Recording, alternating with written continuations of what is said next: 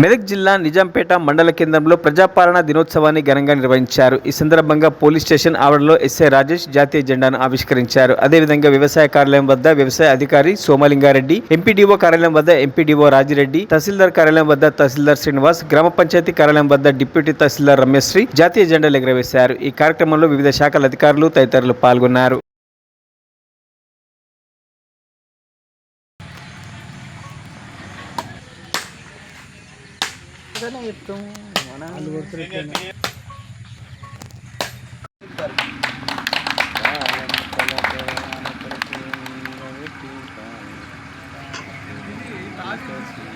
తెలియదే కొన్ని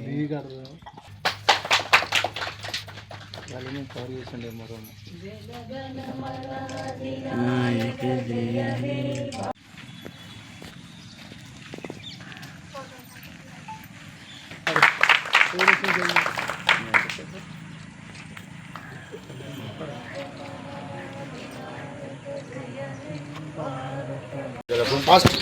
గ్రామ ప్రజలకు తెలంగాణ రాష్ట్ర ప్రజాపాలన దినోత్సవ శుభాకాంక్షలు.